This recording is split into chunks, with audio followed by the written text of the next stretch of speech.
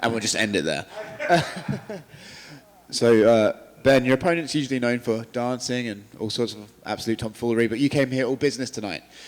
Were you amazed at his chin being able to take some of that punishment? Maybe. I mean, he's a big guy. He's not tall, but he's a thick boy. Kind of, we were looking into him, and he's strong. The guy lifts, and he's traveled, and he fights with a lot of different gyms. He's trained with a lot of different heavyweights and quality people. So he's a kind of like a veteran in his own right. And when he'd been doing this for a while, he kind of learned how to take punches, and but he was crumbling in the second round. Some of my uppercuts were wobbling him, and it was if he didn't shoot that kind of a desperate takedown while I submitted him, I'm pretty sure he was going to get knocked out soon after. So yeah, you landed the uppercut a few times very nicely. Did you know that punch was going to be there, or did you just find it in the fight? It's just typically anybody that's shorter than me, it's there. Anytime I get people to drop their head, there's an uppercut. So a lot of good strategy is to not drop your head that way. And just people do it. Sometimes they do it, they don't mean to. And I've just been doing that for a long time, either side, uppercut. And it's a great way to finish a fight. He landed a few punches on you. Did any of them hurt? He was throwing some real heat out there. I've been hit pretty hard by some pretty powerful people in the sport, so nothing I can't take. So it wasn't too bad. I mean, my nose, it just sucked. My nose was bleeding during this week. The air is so dry here. It's really, really humid in Wisconsin. So as soon as I got here, everything dried up, and my nose was bleeding. I was blowing my nose and bleeding. I'm like, oh, great, it's going to look great in the fight. So literally, I think I could have hit myself and it would have started bleeding, so that sucks. Thanks very much, mate.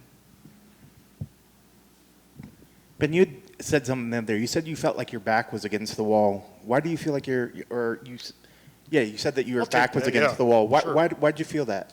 Because you got a new guy coming in like this, and I had a loss. So I'm on a loss, and I'm getting this new guy coming in.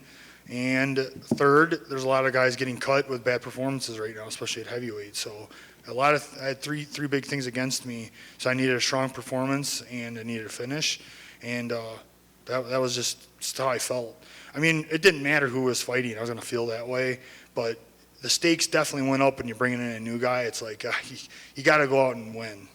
Just the way it is. Do you feel like that's changed more in the last year or so than maybe in the past? Maybe that we hear about roster changes happening more. Do you feel like that there's more pressure now to perform than there was maybe in years past? It's hard to say because for me, the pressure's been there.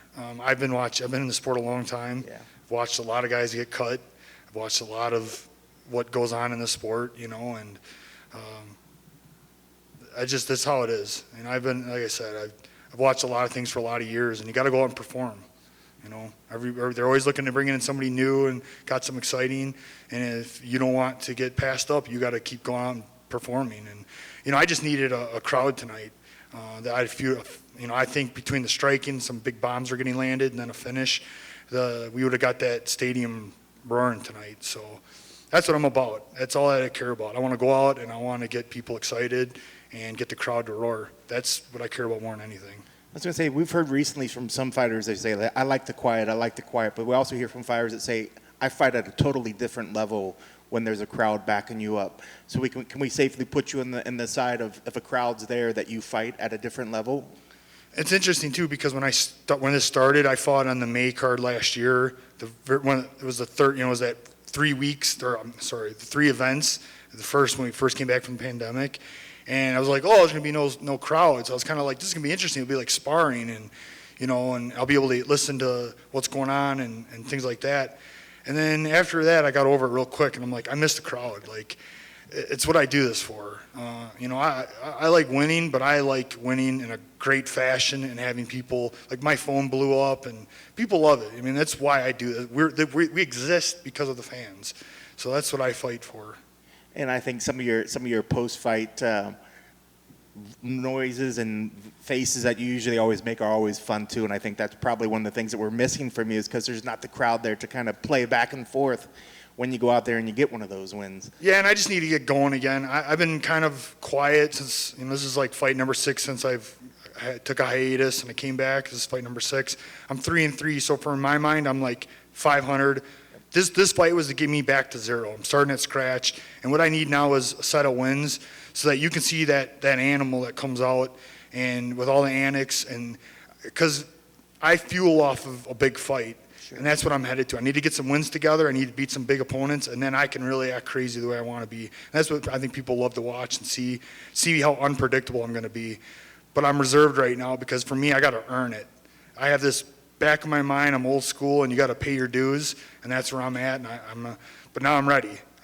The platform's set. I'm ready to pay some dues, and I'm ready to entertain the fans. Jeez, with your 39-13, whatever record, I think you paid your dues. I'd hate to see somebody that doesn't qualify as paying the dues if you think that you haven't paid your dues. It's tough in my world.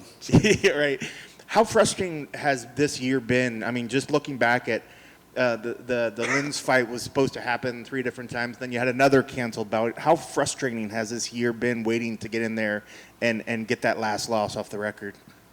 It's frustrating to a point, but at the same time, there was necessary things that had to happen. The first one was on me.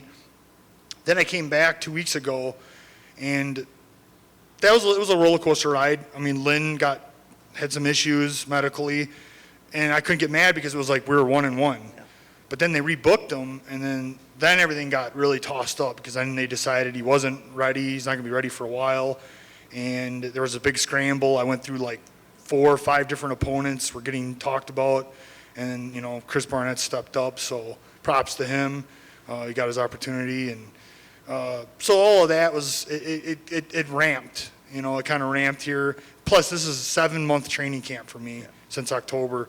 So what I try to do is not get frustrated. I literally try to use every day, especially with the 2 weeks after Lynn. I really feel like I try to get my conditioning better this last 2 weeks. I'm just trying to take every day. I got to get better. I have to get better. I'm 39. We all know it. I mean, we heard people want to retire a guy when he's 38. That's why Glover Textera right now is like, man, I'm like really looking up to that guy. How awesome, 41, go and fight for a title. It can be done. And I have a lot of experience. I know what I'm doing, and I'm getting better at each fight again still. I made this quote earlier. I said, an old dog can't learn new tricks, cannot exist in the sport. I'm constantly trying to learn something new. I'm trying to improve myself. I'm a mixed martial artist. And as long as I keep doing that, I'm going to be successful. What's the best way to maintain momentum? Do you need a quick fight? Do we need a quick turnaround? Or do you need a couple more fights this year? I mean, what's the perfect scenario of fights for the rest of this year? I had this idea in my head that I want to try to at least get 2 more in this year. But at the same time, it's kind of up to my body. I got to actually let the adrenaline come down, see where I'm at. And for me, I've had this bad thing when I was younger. When I was 30, 31, 32, I'd win a fight and I would go and go off the deep end and boom, start back over again. I would get out of shape, I'd eat, and just did so many mistakes. In fact, my whole life is nothing but a thing of mistakes. I just look at all these things I wish I could have changed and did differently. But right now, I'm just trying to take all of that knowledge and mistakes and not mess it up this time. Right now, my body and everything is like a temple. I have to keep it that way. I told them my after fight party is going to be back at my hotel room, and it's going to consist of celery sticks and protein shakes. That's where I'm at. That's a rager. Yeah, we're going to get nuts, and but that's where I'm at. At my age, I have some medical things that I've been dealing with for several years. Sure, it's not too hard to figure out what that is. So there's a lot against me, and here I am. Still got to win. I'm still fighting. I'm still mean as hell, and I'm hell for anybody they put me in there with, and they know it. And then lastly, is the gym still going well in Wisconsin? How's that all going? Things have really turned around as far as March goes. Rothwell MMA, all my coaches, Cody Lynn, Bennett, and everybody, including my wife, that are involved with that gym, they have done such an outstanding job, and the gym just skyrocketed in March, April, and things are just keep getting better and better. It's really great to see. I hope this is happening nationwide. It looks like it is, but in Kenosha, things are really turning around. I think people are just over a lot of the stuff. I think the vaccination has gotten a lot of people feeling better and getting out and doing things again. So very, very thankful for that. Yeah, things are doing really good. And that's it, man. Just thankful. That's awesome. Congrats on tonight, and congrats on the gym doing well. Congrats on baby Odin Silas Rothwell. Yeah, he was Well- just born too, so I had a lot on my shoulders. How recent was that? March 25th. Oh, wow. So on top of, Yeah, so this is another thing, to win a fight with a baby that just came 8 weeks ago Yeah. is a big thing. Like, so me and my wife had talked, I've watched years, a guy have a kid, and then he loses a big fight right after. And I'm like, this can't happen. It messes everything up. And I could totally understand why. My wife's a badass in her own right, and she did such an outstanding job for me, taking care of him and helping me train, stay ready for this fight. So,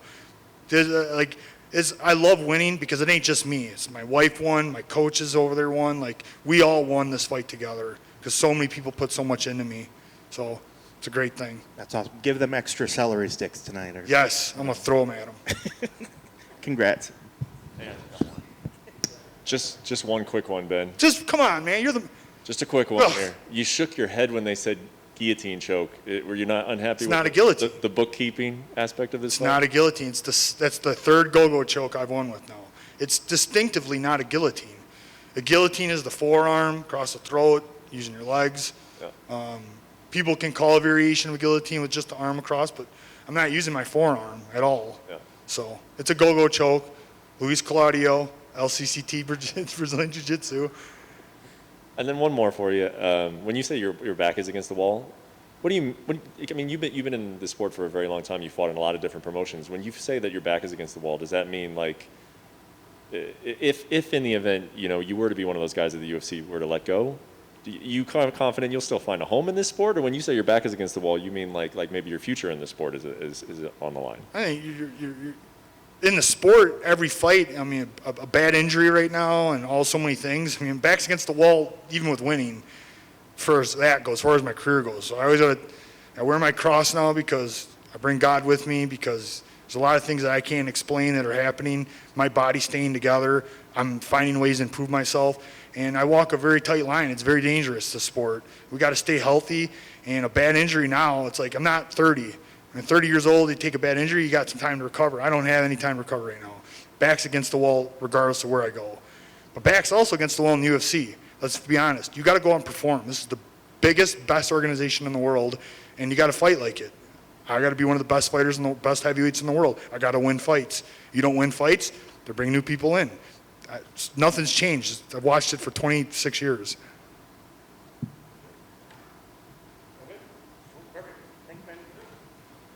I'm not done yet. She's got questions and he's got.